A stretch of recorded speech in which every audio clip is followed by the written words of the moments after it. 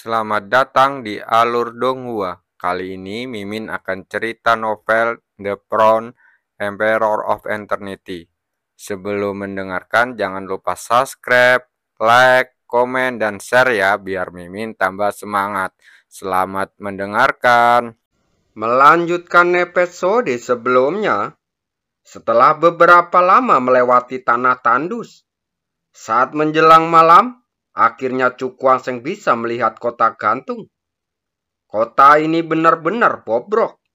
Cukwang menggelengkan kepalanya saat melihat kota gantung di depannya. Apa yang tampak di depannya saat ini adalah sebuah kota yang sunyi. Sebagian besar kota telah hancur. Hanya beberapa bangunan yang tersisa tersebar di seluruh kota. Di tengah keterkejutannya, terdengar suara angin dari jauh. Dan puluhan sosok menyerbu ke dalam kota gantung itu. Banyak orang telah datang. Cukwang mengalihkan pandangannya dan bergegas masuk ke kota gantung.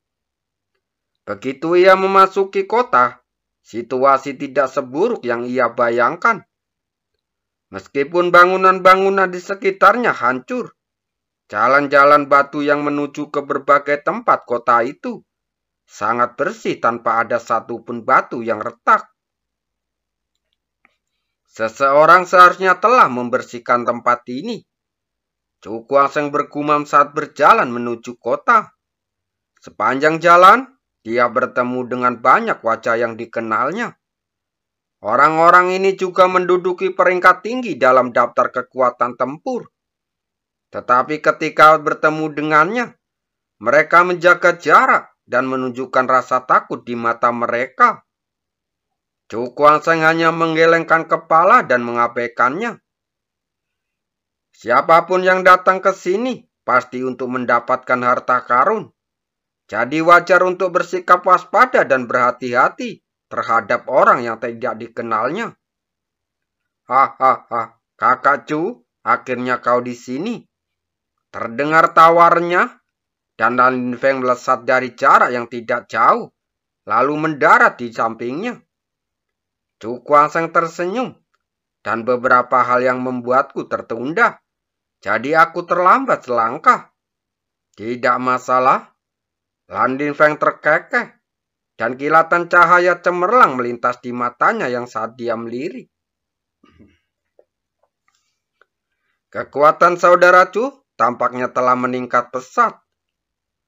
Cukwang terkejut dengan tatapan aneh di matanya. Indra spiritual orang ini begitu menakjubkan. Bahkan setelah dia menyembunyikan fluktuasi auranya, dia masih bisa merasakannya. Saya cukup beruntung karena mendapatkan beberapa kesempatan. Dia tersenyum tipis dan tidak bermaksud mengatakan lebih banyak lagi.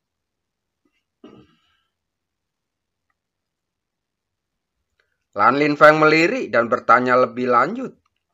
Sebaliknya, dia berbalik. Saudara Cu, silakan ikuti saya. Melihat ini, Cukwang segera mengikutinya. Lalu keduanya berjalan melintasi kota yang sepi. Dan tak lama kemudian, mereka berhenti di depan kamar yang relatif terawat baik. Orang-orang itu semua ada di sini. Saudara Cu harus pergi ke sana untuk melihatnya, kata Lin Feng sambil tersenyum. Dengan senang hati, Cukwang tersenyum tipis. Lalu mereka berdua berjalan menuju kamar. Begitu memasuki kamar, dia merasa ada tekanan yang samar-samar menyelimutinya. Membuatnya tanpa sadar menjadi waspada. Semuanya ada tamu lain di sini.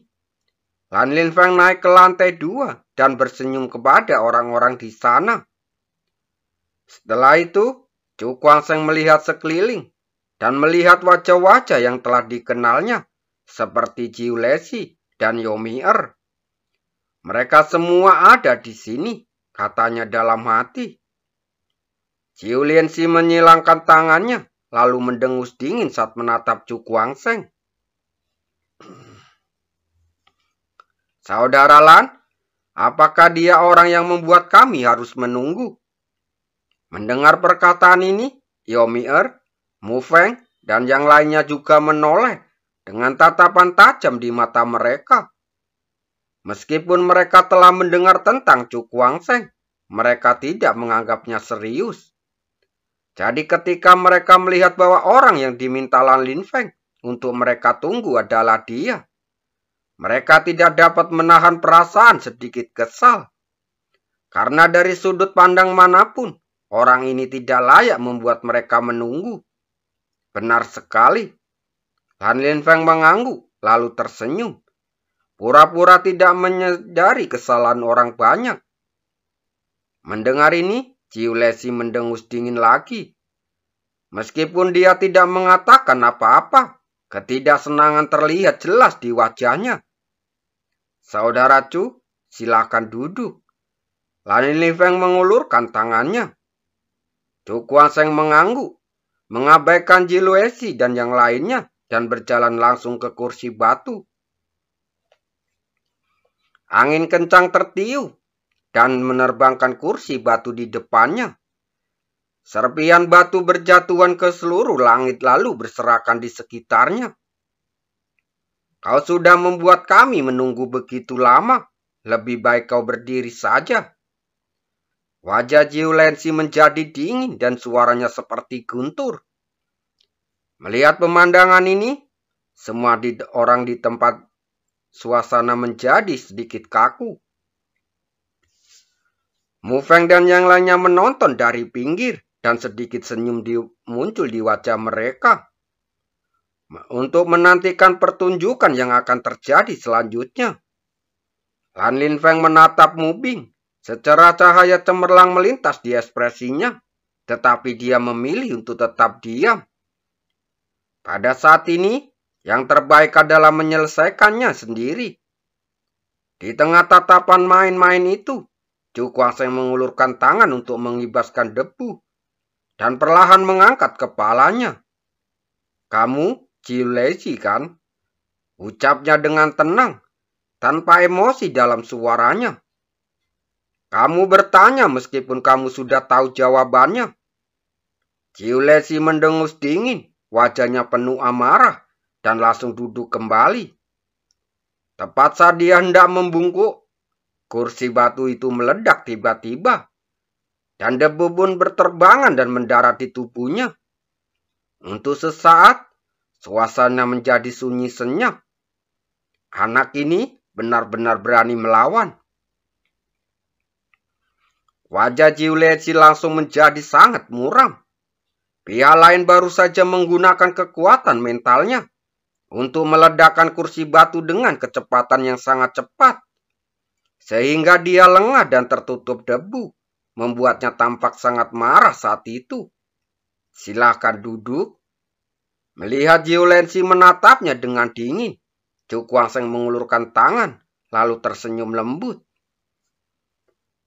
Setelah berkata demikian, dia mengulurkan tangan untuk menarik kursi batu lainnya. Lalu duduk di atasnya dengan ekspresi tenang, seolah-olah tidak terjadi apa-apa.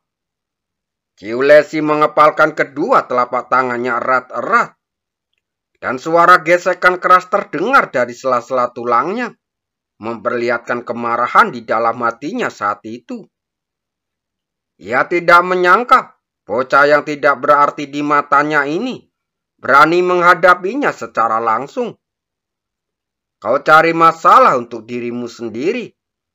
Dia menatap tajam ke arah Chu Guangsheng. Suaranya menyebar.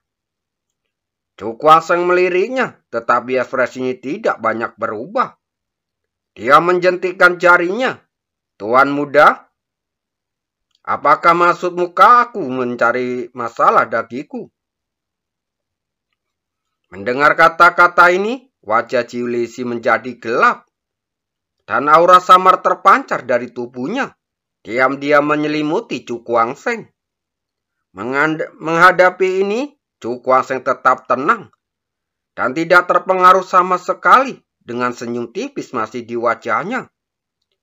Mata Jiu Lesi menjadi lebih fokus. Tampaknya anak ini agak tidak biasa. Kita semua berkumpul di sini hari ini untuk membahas masalah penting. Buat apa repot-repot membuat keributan besar dan merusak keharmonisan? Tepat ketika Julius sedang mempertimbangkan apakah akan mengambil tindakan, Lan Linfeng tiba-tiba berbicara, langsung memecah suasana kaku tersebut. Setelah mendengar kata-kata ini, Julius menahan amarah di dalam hatinya. Dia melirik Chu Guangsheng dengan dingin, kemudian melambaikan lengan bajunya, lalu duduk di kursi batu lainnya. Melihat kejadian ini, beberapa orang diam-diam mendecakkan bibir karena terkejut. Dan ada yang tidak biasa di mata mereka saat menatap Chu Guangsheng. Anak ini memang hebat sekali. Pantas saja ia mampu menjatuhkan tombak surah. Tampaknya setelah hari ini, mereka tidak bisa lagi meremehkan anak ini. Nanti mereka akan mendapat masalah. Saat situasi di lapangan mulai tenang sementara, perhatian semua orang beralih ke tempat yang sama. Saya tidak perlu menjelaskan detailnya. Saya yakin semua orang yang hadir, kecuali saudara Chu, sudah memahaminya dengan jelas.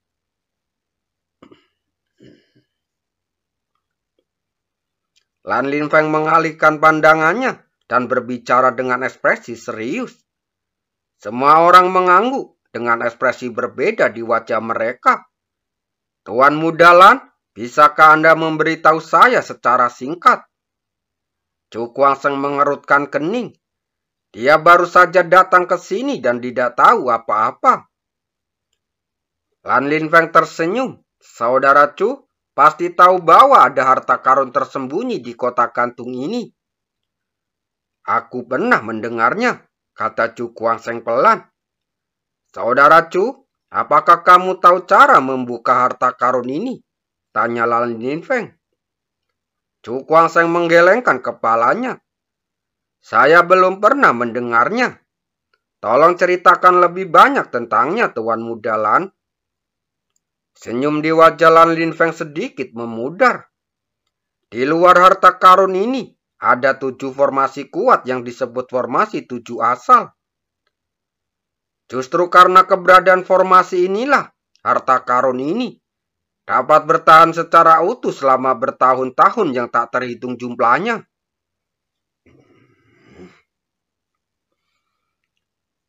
Tujuh formasi asal. Mata Chu Guangsheng menjadi fokus. Betapa kuatnya formasi ini yang bisa bertahan selama bertahun-tahun dan masih belum bisa ditembus oleh siapapun. Konon, formasi 7 mutlak ini dibangun oleh seorang praktisi yang melampaui ranah Yin Yang. Kekuatan pertahanannya sangat menakjubkan. Bahkan belasan praktisi tingkat 9 ranah Yin Yang bergabung masih tidak dapat menghancurkannya. Begitu kuat? Chu Guangsheng mengerutkan kening lalu bertanya. Karena pertahanan formasi 7 mutlak ini begitu menakjubkan, bagaimana mungkin kita bisa menghancurkannya hanya dengan beberapa orang saja? Seorang praktisi ranah Yin yang tingkat 9 saja sudah cukup untuk menyapu bersih mereka semua. Dan jika lebih dari selusin praktisi ranah Yin yang tingkat ke-9 berkumpul bersama, kekuatan yang meletus akan sangat mengerikan hingga hampir tak terbayangkan. Namun, mereka tetap tidak dapat menghancurkan formasi 7 mutlak. Dilihat dari sini, bahkan jika orang-orang ini menyerang bersama, mereka mungkin tidak akan dapat menimbulkan riak sekecil apapun. Hehehe, Lan Linfeng tersenyum lalu melanjutkan. Saudara Chu, jangan khawatir. Formasi 7 asal ini memang sangat kuat di masa lalu. Tetapi setelah bertahun-tahun terkikis, kekuatan pertahanannya tidak lagi sekuat sebelumnya. Selama kita dapat menembus satu titik, kita dapat menembus seluruh formasi 7 asal dengan di titik permukaannya. Mendengar ini, Chu Kuang-seng tampak berpikir, dan dia tidak mengatakan apapun di dalam hatinya. Seperti kata pepatah, unta yang kurus lebih besar dari seekor kuda. Bahkan jika kekuatan formasi 7 mutlak sangat berkurang, itu pasti tidak akan mudah dipatahkan. Bagaimana cara kita menghancurkan formasi 7 mutlak? Dia bertanya setelah beberapa saat. Meskipun dia tidak yakin karena hal itu ada di depannya, dia tentu harus mencobanya. Lan Linfeng bertukar pandang dengan semua orang lalu melanjutkan. Itu sebabnya kita berkumpul di sini untuk membahas metode memecahkan formasi. Setelah mendengar ini, Chu Kuang-seng merenung sejenak. Apakah di sini ada yang tahu mengapa formasi 7 mutlak ini disebut 7 mutlak? Tidak lama setelah ia menanyakan hal ini, Ciu Lensi mendengus dingin. Dasar bocah bodoh, kamu bahkan tidak tahu hal ini. Chu Kuang-seng meliriknya, tetapi dia tidak marah. Dia berkata dengan tenang, Tuan Muda Ciu memiliki pengetahuan yang luar biasa. Silakan bicara. Melihat sikap acuh tak acuhnya, raut wajah Ciu Lesi menjadi semakin tidak senang. Alasan mengapa formasi 7 absolut ini disebut 7 absolut adalah karena ada 7 simpul dalam formasi tersebut yang menjaga jalannya seluruh formasi. 7 simpul. Mata Chu Kuang-seng langsung berbinar saat menatap semua orang. Jika tebakanku benar, ketujuh titik ini pasti agak istimewa. Jadi kita tidak bisa memusatkan seluruh kekuatan kita untuk menyerang satu titik, kan? Ini hanya omong kosong. Jika ini mungkin, formasi 7 awal mutlak pasti sudah hancur sejak lama. Ciu Lesi mencibir. Chu Kuang-seng mengabaikannya lalu mengalihkan pandangannya ke arah Lan Linfeng. Ketika Lan Linfeng menatapnya, dia langsung mengangguk. Saudara Chu menebak dengan benar. Formasi 7 mutlak ini sangat istimewa. Jika Anda memusatkan kekuatan banyak orang untuk menyerang satu simpul, Anda akan mengalami serangan balik yang mengerikan. Itu sebabnya tidak ada yang berani melakukan hal itu. Selain itu, apakah ada yang istimewa tentang simpul-simpul ini? Tanya Chu Kuang-seng kembali. Lan Linfeng berpikir sejenak. Aku tidak tahu banyak tentang tempat khusus itu.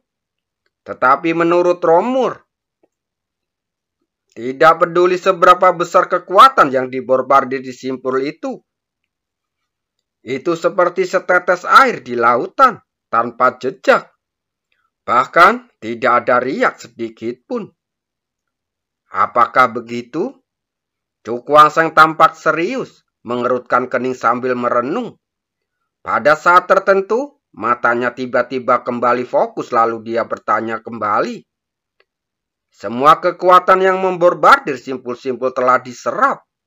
Jadi apakah itu berarti bahwa simpul-simpul ini bukan hanya simpul-simpul sederhana?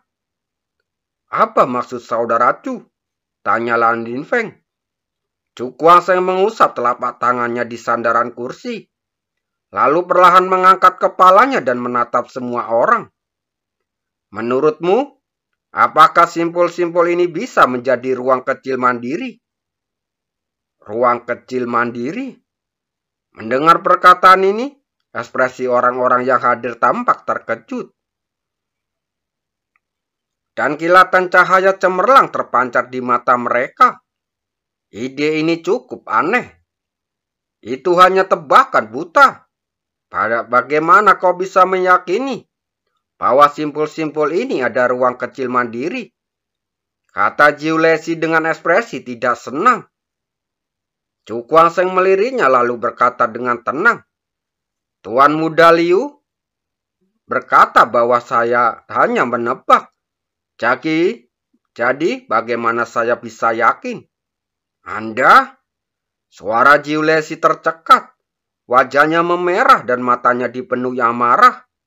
Cepat atau lambat, dia akan memberi pelajaran pada bajingan ini dan memberitahunya akibat perbuatannya. Baiklah, mari kita semua tenang. Lan Li Feng mengerutkan kening. Meskipun ide saudara Chu agak aneh, itu mungkin bukan hal yang mustahil. Pada titik ini, dia bertanya tenang. Saudara Chu, apakah Anda punya ide lain? Ya, ada. Tapi, Chu Guangsheng ragu-ragu. Saudara Chu, katakan saja. Alasan kita berkumpul di sini hari ini adalah untuk membahas solusi yang layak, kata Lan Li Feng sambil tersenyum.